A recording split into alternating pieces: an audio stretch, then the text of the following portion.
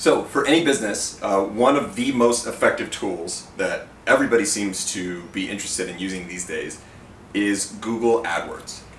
Google AdWords is basically a very specific platform dedicated to search traffic that is coming through Google. So something like, I think about 60 or 70% of all searches run through Google, some version of their search function.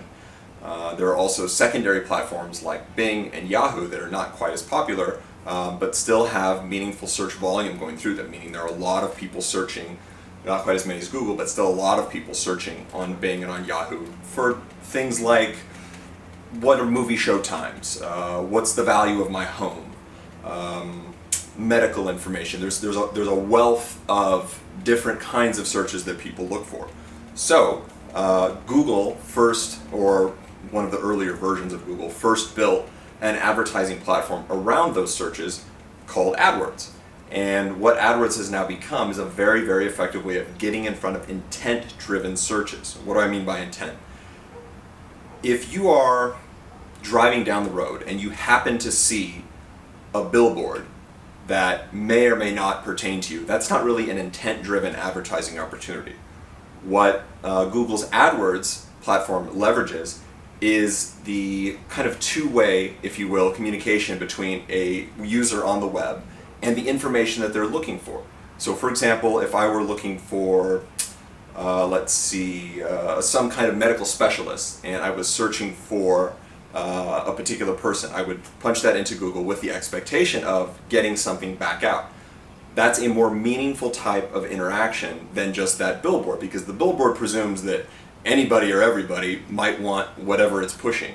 Whereas the search, for example, probably is going to be a lot more targeted, or definitely I should say, going to be a lot more targeted than merely a happenstance opportunity for advertising.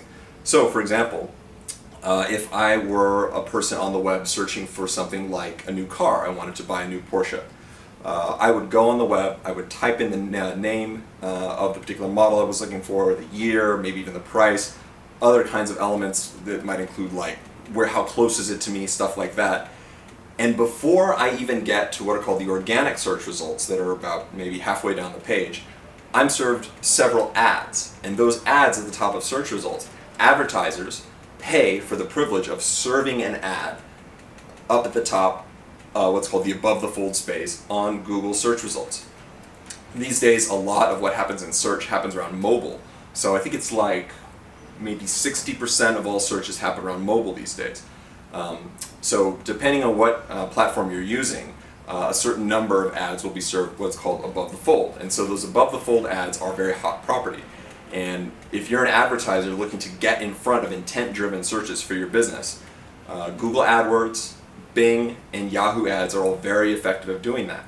And it would be wise to, as many other small businesses and large businesses too, to leverage those platforms in order to get in front of people who aren't just passively curious about your product or service, but who are actively demonstrating intent around a specific element that may or may not pertain to your business. It's can be expensive depending on how costly per click things are. I think most expensive clicks these days are around like obscure medical conditions or legal stuff like that. Other luxury products, of course, are very expensive, so you might pay as much as $50 a click. However, for your average search, something with a large search volume, anywhere between a couple of bucks all the way up to say $10 or $15 is what you might expect to pay.